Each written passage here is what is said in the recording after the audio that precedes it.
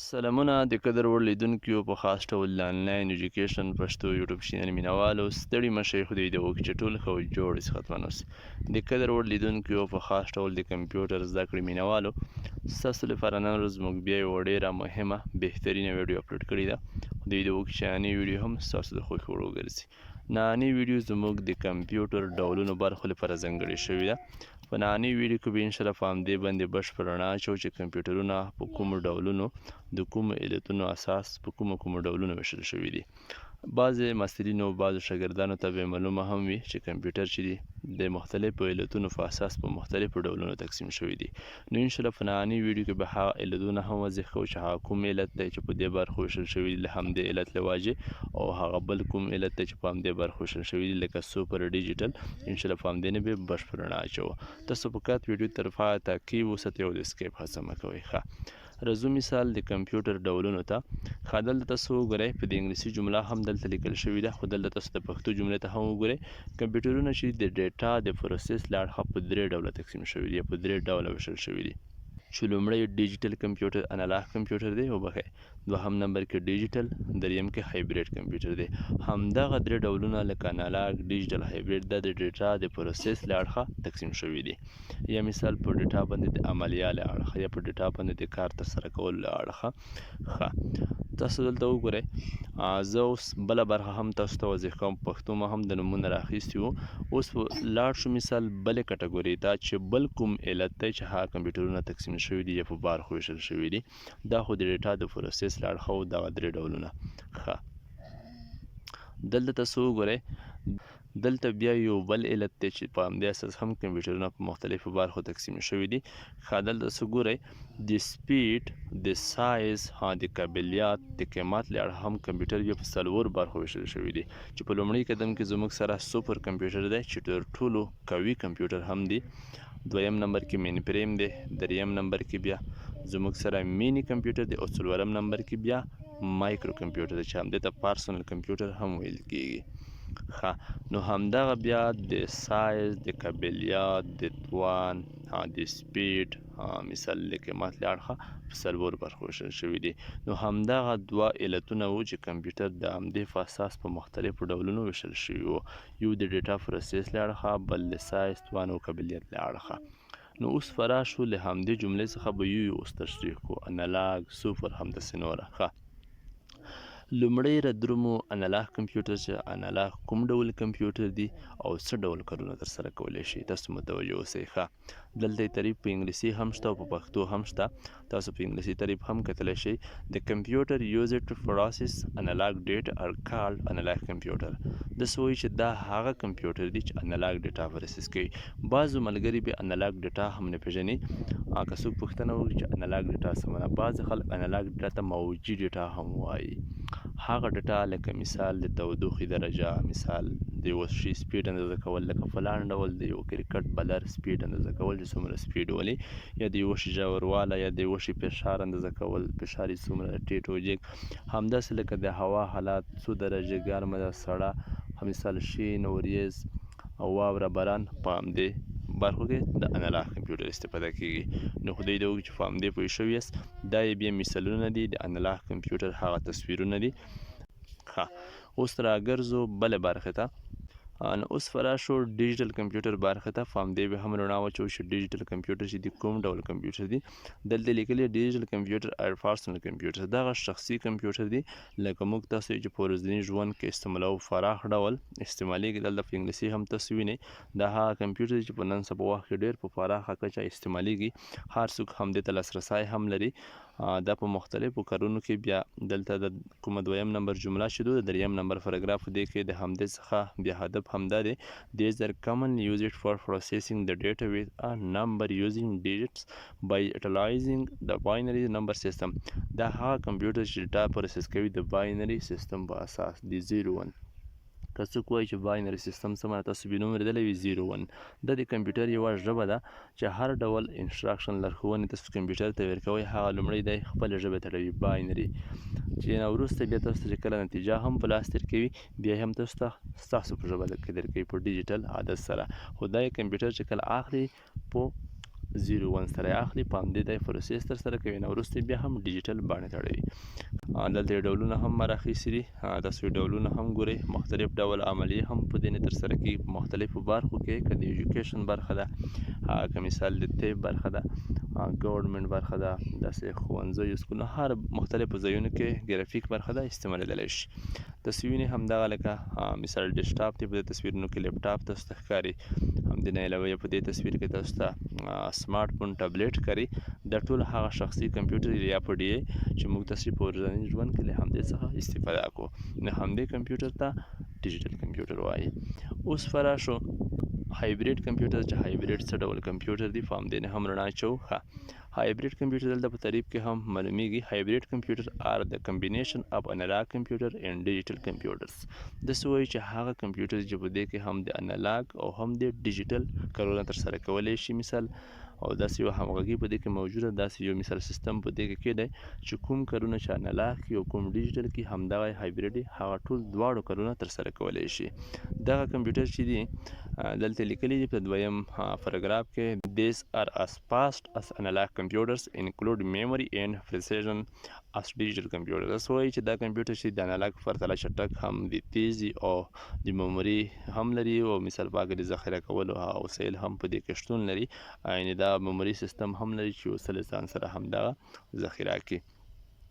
نو دا هم هغه کمپیوټر چې هر څوک پوښتنه کوي چې مثال هم د انالاګ هم د ډیجیټل کارونه ترسره کوي او هم د انالاګ او ډیجیټل ځانګړتیاو په همدې کې شاملې وي، همدې کمپیوټر ته هایبریډ کمپیوټر ویل کېږي. نو خدای دې وکړي چې په همدې برخه کې هم مشکل نه وي، که هر څوک پوښتنه کوي مثالونه یې هم زه تاسو ته ښایم. همدا یې مثالونه تاسو له تصویر کې هم وینئ چې دواړه ډوله کارونه له همدې څخه ترسره کیږي، هم د انالاګ هم د ډیجیټل. نو انشاءالله کومه ستونزه به په همدې برخه کې هم نه وي. اوس فلاړ شو د همدې څخه بلې کټګوري ته چې هغه د هغه کمپیوټرونه چې کوم د سایز او د توان قابلیت په اساس تقسیم شوي دي. مخکې له دې هغه درې چې اوس موږ تاسو ته وښودل دغه د ډیټا پروسس له اړخه وو. اوس راځو لومړی سوپر کمپیوټر. سوپر کمپیوټر چې دی تر ټولو قوي بهترین کمپیوټر دی، نړۍ تر ټولو لوی کمپیوټر سوپر کمپیوټر دی. سوپر کمپیوټر چې دی دا بیخي لارج کمپیوټر دی، ډېر ځای ته اړتیا لري. مثال دا د یوه ځای څخه د انتقال وړ هم دی چې مثال تاسو یا په موټر کې یا په باکس کې یو بل ځای ته ځان سره یوسئ، نه وړل کېږي، دا په هماغه ځای قرار ایښي وي. دلته ګورئ بیا ګورو چې څه وایي. they are the fastest and most expensive computer compared to other. داسې چې دا مثال زیات تیز هم دی او قیمتي کمپیوټر هم دی د نورو پرتله. they are used for performing huge complex calculation and to process huge amount of data. داسې وایي چې دا کمپیوټر چې ډېرې مغلقې مثال محاسبې ترسره کوي، ډېر مغلق پیچلي کارونو لپاره همدې څخه استفاده کوي، یعنې هغه ډټې لکه مثال اتوم داسې نورو برخو کې په غټو غټو کارونو کې له همدې کمپیوټر څخه استفاده کوي. بیا وایي یو سوپر کمپیوټر a super computer can process trillion of instruction in a second. داسې چې یو ټریلیونه ډیټا دغه پروسس کولی شي په یوه سیکنډ کې. څومره یو قوي کمپیوټر چې په یوه سیکنډ کې په ټریلیونو ډیټا دی پروسس همدې ته وایي چې قوي کمپیوټر. نو ډېر قوي کمپیوټر دی، لکه مخکې ما چې وویل چې بیخي زبردست کمپیوټر دی، په نړۍ کې تر ټولو نمبر 1 قوي کمپیوټر سوپر کمپیوټر دی. it has thousands of interconnected processor. په دې کې په زرهاوو پروسسر سی پی یو لګېدلې وي. دا به څومره یو قوي چې په زرهاوو سی پی یو پروسسر په دې کې موجود وي، نو حتما دا قوي کمپیوټر دی. ګورو مثال نوره چې څه وایي په دې پروګراف کې. نوره هم ډېرې خبرې دي، خو نوره له زیاتو خبرو څخه تېرېږو، ځکه دا دلته دې څخه هدف بیا دغه دی چې مثال په غټو کارونو کې لکه ساینسټیفیک او مثال انجینرۍ داسې برخو کې یا د هوا مثال اتوم په دې غټو غټو کارونو کې استعمالیږي. خو دا کمپیوټر په لومړي ځل دا چې مثال جوړ شول او دغه ډیریګر کیري لخوا مثال په 1906 کال کې دا کمپیوټر رامنځته شو، بازار ته وړاندې شو. دغه د سوپر کمپیوټر هغه تصویر دی، ډېر غټ کمپیوټر تصویر نه هیڅ د انتقال لولو کومه مثال علامه نه کې ښکاري چې دا انتقال شي، یا مثال په موټر کې یا په باکس کې خو هیڅ امکان نه لري، او په موټر بوکرینګ کې هم امکان نه لري، دا په همغه ځای لګېدلې وي، ایښې وي، انتقالېدلو هیڅ امکان یې نه وي. دې نه علاوه بیا راشو اوس مین فریم کمپیوټر ته. مین فریم څه ډول کمپیوټر دی، په همدې باندې رڼا اچوو. مین فریم کمپیوټر چې دا بیا په دویم نمبر کې د سوپر کمپیوټر څخه دا هم قوي کمپیوټر دی، دلته په انګلیسي لیکلي هم دي. مین فریم کمپیوټر are smaller than super computers, still they comparatively هوج داسې چې مین فریم کمپیوټر د سوپر پرتله کمزوري دي، کوچني دي، خو نوره دا هم چې دي قوي کمپیوټر دي، خو د سوپر په شان نه دي، خو نوره دا هم ښه قوي دي، یعنې دومره لوی نه دي او دومره قوي نه دي لکه سوپر. ښه بیا څه وایي they are not as fast as super computer، مثال د سوپر کمپیوټر په پرتله تیز نه دي لکه مخکې خبره تکرار کړه. بیا څه وایي these are expensive as well as take huge space for the entire setup، دغه چې دي هم قیمتي دي، ارزان نه دي او دا هم لوی ځای ته اړتیا لري، یعنې په کوچني ځای کې دا نه ځایږي، دا هم لکه د سوپر کمپیوټر په وزن ایښودلې وي د انتقال وړ نه دي. ښه ګورو چې بیا څه وایي مین فریم کمپیوټر are designed to support 100 or 1000 of user simultaneously and can store huge amounts of data and they are capable to handle large calculation.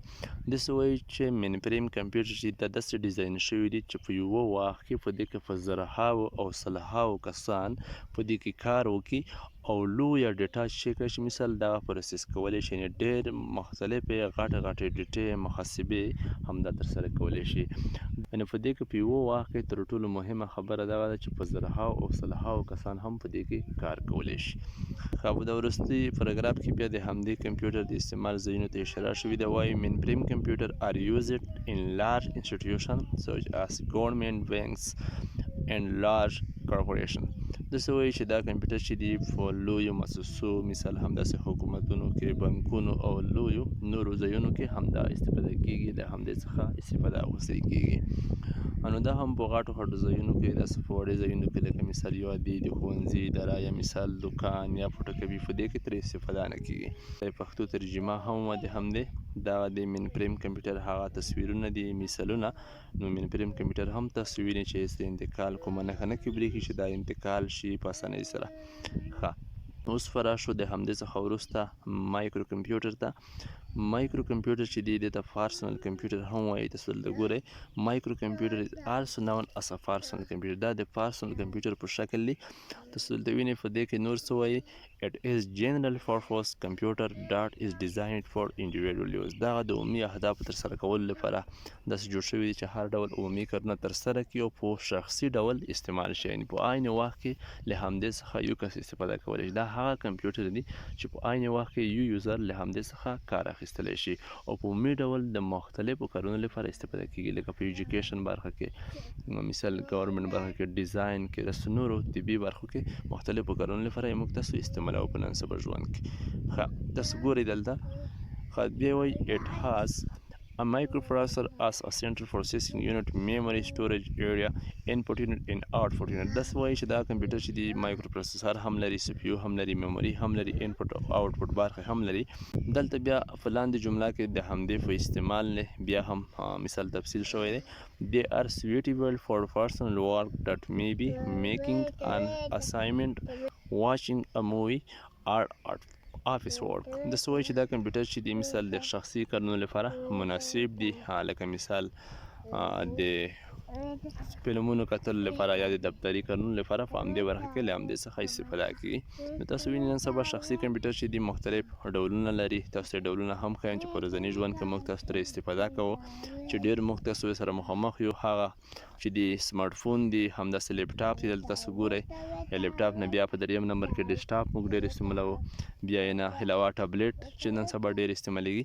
تاسو لومړی دی وینئ ډیسکټاپ کمپیوټر، دا اکثره بیا په دفترونو، مثال په دا بیا میزي کمپیوټر دی، د انتقال وړ داسې په اسانۍ سره نه وي، خو وړی کېږي، بیا هم انتقال لري چې انتقال شي، خو مثال په باکس کې یا په جیب کې نه وړل کېږي.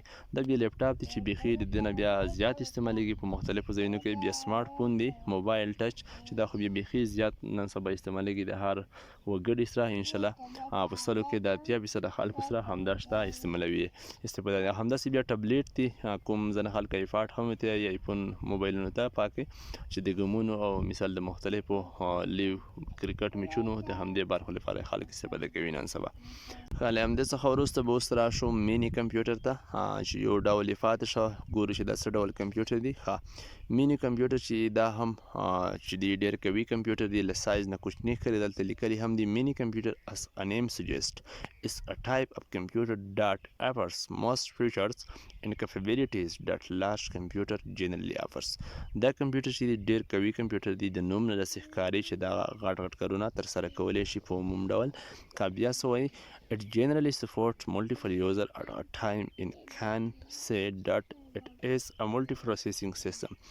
دا کمپیوټر چې دی په یو وخت کې دا وړتیا لري چې مثال په یو وخت کې زیات کسان په دې کې کار وکړي مولټي یوزر تاسو به وایئ چې دا د سایز نه هم کوچنی دی دا کمپیوټر چې دی له سایز نه کوچنی دی خو دومره زیات کسان دې ته په آنلاین ډول د یو داسې سیستم لري دا کمپیوټر چې په آنلاین ډول خلک هم دې ته لاسرسی پیدا کوي کمپیوټر به په یو ځای کې یو کس به د امریکې نه یو مثال د کابل نه یو د مثال د بل ملک نه یا د بل ښار نه یعنې په مختلفو ځایونو په آنلاین ډول همدې ته خلک لاسرسی پیدا کولی شي په یو وخت کې تر 200 پورې کسان هم په همدې کې کار کولی شي ډېر قوي کمپیوټر دی بیا څه وایي مخکې مې چا خبره تکرار وکړه چې دا کوچني کمپیوټر دی په 1980 کال کې همدغه جوړ شوي دي د ساینسټیفیک اپلیکیشن مثال د انجینري او مغلقې نورو کارونو لپاره د بزنس په برخه کې د همدې څخه استفاده کیږي نو په وروستۍ جمله کې بیا همدغه چې کومه اشاره شوې ده هغه سټوریج ته شوې ده چې مثال د همدې کوم ډیټا ذخیره کولو وړتیا چې لري تر 1000 جی بي پورې هارډ ډیسک لري یا له دې نه څخه هم